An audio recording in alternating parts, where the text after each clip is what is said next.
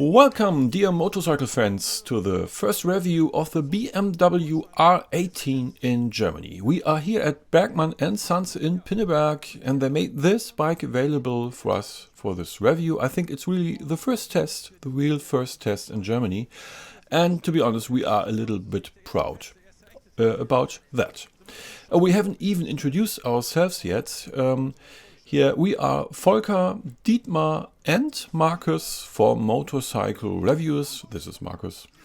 And yeah, today there are three of us. With this we want to express that we attach a certain importance to this very new bike.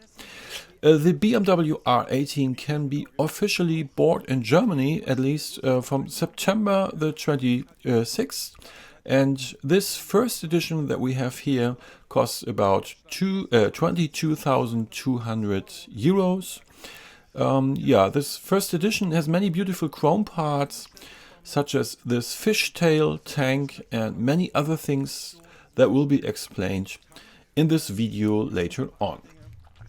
The BMW R18 is, by the way, based on the very old BMW R5 made in 1936, which can be seen, for example, on this beautiful drop tank. And yeah, it actually looks very similar to this very old BMW R5.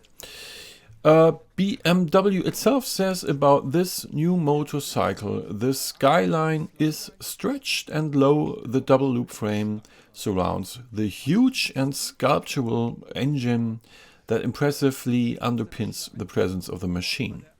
With the BMW R18, maximum reduction counts for maximum individuality. Yeah. And now, please lean back, make yourself comfortable. We hope, as always, you have provided coffee and biscuits. Have fun with this video and off we go.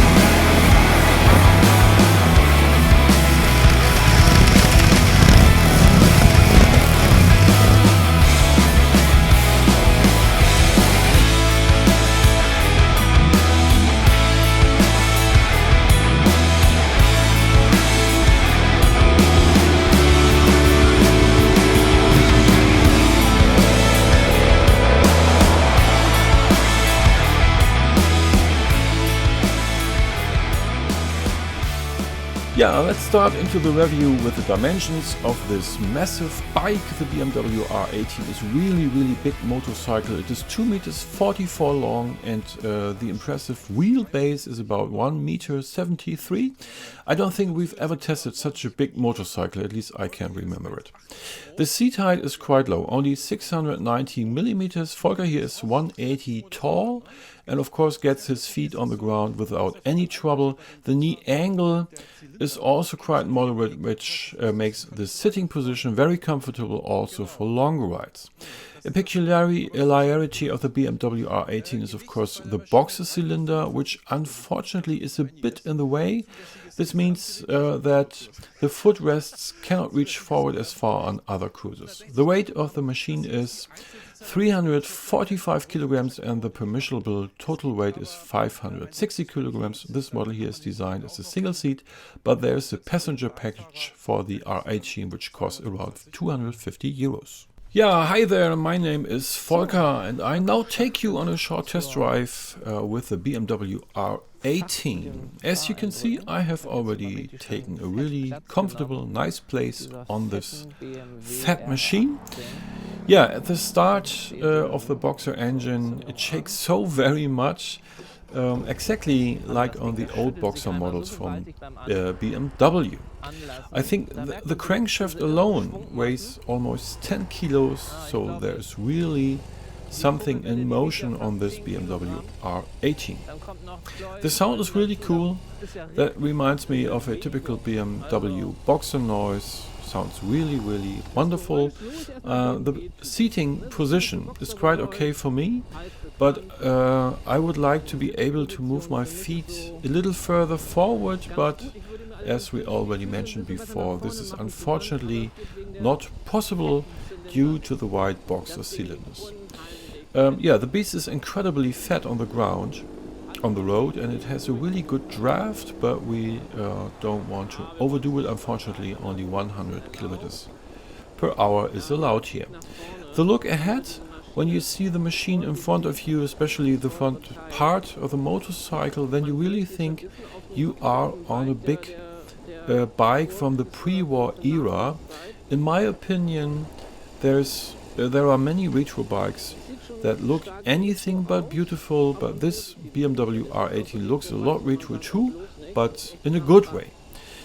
Oh boy, look how the handlebars wobble when I accelerate.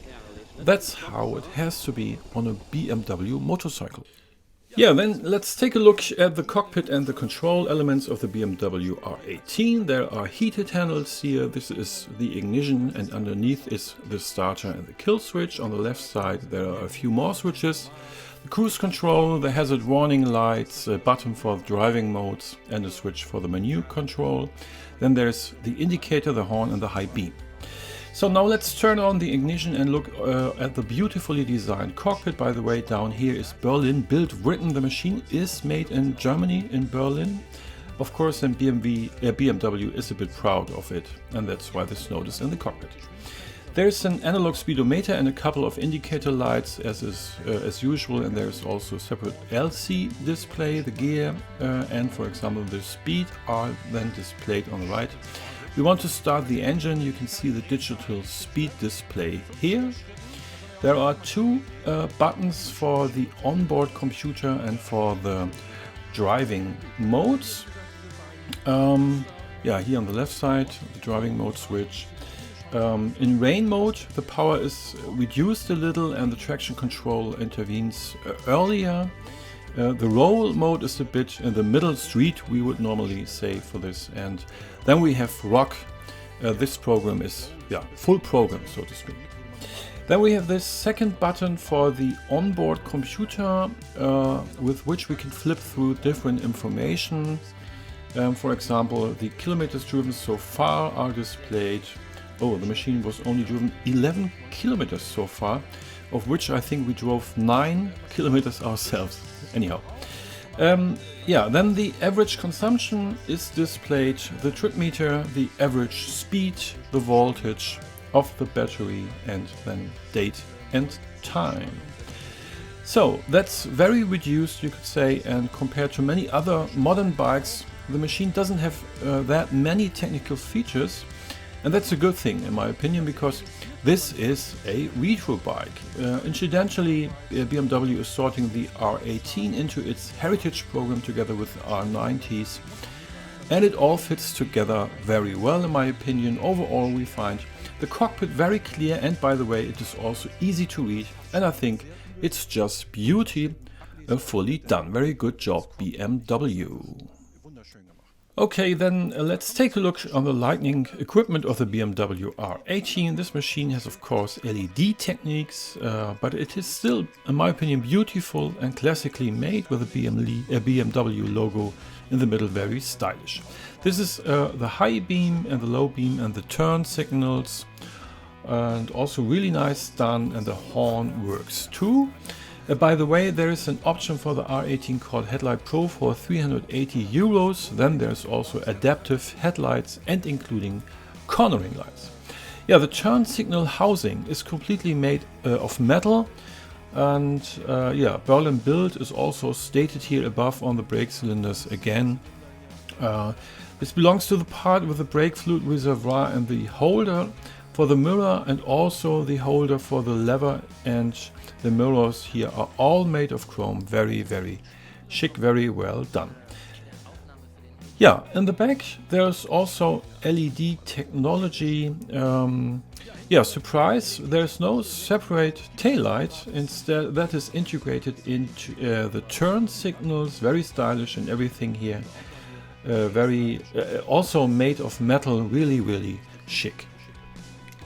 So let's take a look at the frame and the suspension of the BMW R18. We have a double loop frame made of steel at the front. There is a telescope fork with 49 millimeters. It has a spring travel of 120 millimeters, and it's protected in a way how it was done earlier, and that looks very cool. Of course, this is a matter of taste. Reminds me on the BMW R5.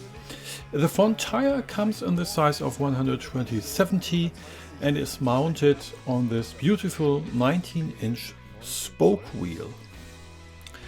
Yeah, in the back we have a two-arm swing arm made of steel, and it should give you the impression of a rigid frame as it was made earlier with the older BMW R5. In reality, the frame is divided into two parts and is equipped with this exposed cantilever central spring. The spring base is adjustable here with the R18, and the rear suspension travel is 90 millimeters. The rear tire is a 180/65 on a 16-inch rim. Yeah, then let's take a quick look at the brakes on the BMW R18. At the front we have a 300 millimeter double disc and a 4-piston fixed caliper. Now you shouldn't be fooled, it says BMW on it, but the brakes are made by Brembo. Yeah, at the rear we have also a 300 millimeter single disc, remarkably also with a 4-piston fixed calipers. And yeah, the machine has a part integral ABS, including cornering ABS.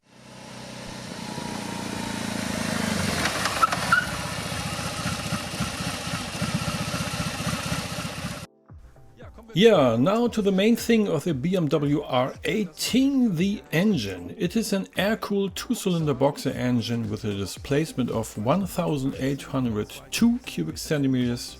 This is the largest boxer that BMW has ever built. Yeah, it has 91 horsepower at 4,750 RPM, and it has a torque of 158 Newton meters even at 3,000 RPM. BMW itself says that this engine delivers between 2,000 and 4,000 revs, always more than 150 Newton meters of torque. What is also a specialty are the bands. They are double walled, what should lead to the fact that you don't get these discoloration over the years. Very nice. The BMW R18 is able to run more than 100 kilometers per hour. I think this drop tank here is really wonderful. However, the lines are not drawn by hand.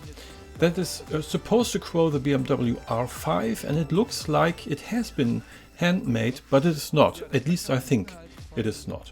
The BMW badge here can also be unscrewed, totally cool. And yeah, the tank has a capacity of 16 liters. The consumption is around 5.6 liters for 100 kilometers. That means a range of around 285 kilometers, which is more than sufficient for a machine of this type. The R18 has a 6-speed gearbox and of course this beautiful open cardan. The differential housing at the back is roughly irritated, which looks like an older BMW. I think it's all done with love, and it actually looks a bit like the R5 from 1936. Really very cool. Okay, now let's also talk about some few highlights of this bike. First of all, the visual impression. This is really a monumental building on two wheels, what BMW has put together with the R18. It's really remarkable and worth seeing. Some parts are really cool, for example these fat valve covers, really nice metallic chrome. And here in front, this screw connection, for example, is based on the old screw connections from very old BMW bikes. Also the attachment on the cylinder head, then the steering wheel lock here in front, also made really in a nice way. Simply great. The chrome riser up here looks very good too, really elegant, and the screw connection above is made of extremely high quality. So I think the craftsmanship makes the R18 an extreme high quality impression. This thick nut that connects the cardan drive to the gearbox, this is also found at the end of the cardan drive again. And this case and the lovely little rear cover of the swing arm mounting is simply great.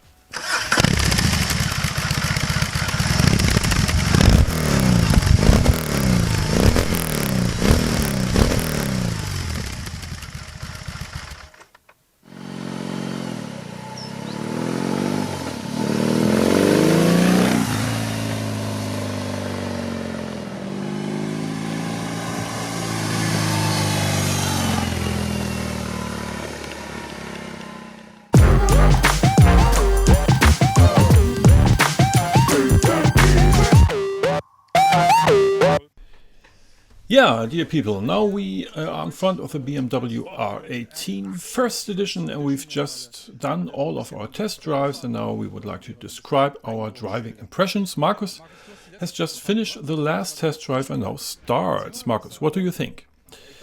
Yes, I'm always the last to go. That sucks. So, cool motorcycle. I've had a lot of fun on it. I also like that when motorcycles are so beefy, that's what I love. I really have to say though, I've never had a motorcycle between my legs where I had the feeling to ride a motorcycle that much. It's really a lot of motorcycle. These giant boxes, if you look down there, so it's really a lot of motorcycle, and it's really heavy too, I think. But of course, it doesn't matter while driving. But if you have to push backwards and the pavement is going up a little bit, no chance. But there is this fantastic reserving aid, which we still have until now. Didn't really get started, but seems to be quite useful on this bike. Volker, you also drove a long time. What do you think about the R18? Yeah, well, it's of course a retro bike, but made very consistently, and it's also brave. I think that the BMW guys had put that on two wheels. The R18 is of course a very clear attack on the Milwaukee heavyweights, and they really did well, I guess. So it feels like driving really like driving a big fat intercity, really great while driving. The brake has not knocked me off. I think this could be done a little bit better. You have really to pull the brakes in order to get a certain result, but if you do, then it works well. The sitting position is such that you prefer to put your feet further forward. You always want to stretch your feet a little bit further forward, but it's a very high quality motorcycle, which is really a lot of fun to drive. Yeah, it's a real cruiser which encourages a leisurely drive, and this is not a motorcycle to drive fast, I guess. I just noticed when we turned left that the footrest touched down relatively early. Yeah, well, I even noticed two things during the test drive. I even noticed one thing before the test drive, namely how it looks. Well, I think this is one of the most beautiful bikes that I have personally ever seen. Really, really beautiful motorcycle. And yeah, the second thing that struck me immediately while driving was the engine. This 1800 CCM displacement and 158 Newton meters of torque, well, that's simply great. And yeah, well, now of course it's not a barrel organ, but it doesn't even want to be. But how it goes forward, well, it's not a sports machine, to be honest. For example, if you look of its weight. But the performance is like a sports bike. It has a lot of torque, a lot of power, and it really, makes fun driving. Back to the seating position. What I find extremely cool is the wide handlebars, which also incline towards the driver. This results in a really cool sitting position, in my opinion. By the way, this bike has keyless go. We haven't mentioned that yet. Then it has an automatic turn signal reset, and then this nice tank cap. Really, really well done. Looks very nice. However, there are a few things that are not standard here. The heated grips, for example, cost 215 euros. The cruise control costs another 335 euros. And then this reversing aid also costs a lot of 915 euros. So you can really sink a lot of money anyway. Yesterday I tried the configurator and the machine. I equipped it fully, so there are 30,000 euros gone in such no time. Yeah, there are many accessories available, for instance, various types of exhausts, and there are many different sizes of wheels, 19-inch, 21-inch wheels, spoked wheels and cast wheels and so on. And there are also different seats that come from the Mustang from the USA, handmade Mustang seats, very nice. And different handlebars, windshields, travel bags, etc., etc. So if you want to customize this bike, feel free to do it. But don't forget, all these custom parts cost a lot of money. Finally, I'm also allowed to drive. I'm always the last man. Yeah, what a great motorcycle. This is Markus now, and I want to take you with me on a little lap too on this sleek BMW R18. So I have to say, I like this bike very much. She is a super beautiful boxer BMW, and what I like a lot, but I'm probably relatively alone with this opinion, is the position of the footrests.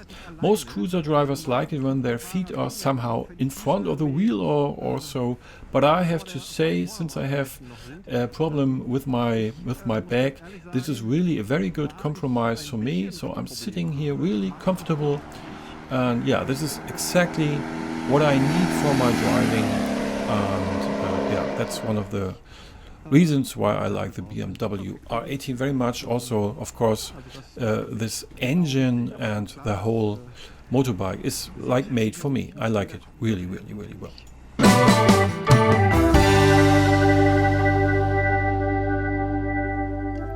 Yeah, dear people, that was our review on the BMW R18, beautiful motorcycle. We are thrilled, as you noticed during the video. And competitors, I would say, are all kinds of Harley Davidson and Indian and Victory motorcycles. But I also think about the Triumph Rocket 3 GT. It's just a bit different motorcycle, however, it's still comparable because it's so long and so big like the R18. So the BMW R18 is a good motorcycle, and as I said, it is here at available at Bikeman and Söhne in Pinneberg. We hope you had a little fun with our review, and please excuse our bad English again. Greetings from Germany. We say bye bye and see you soon.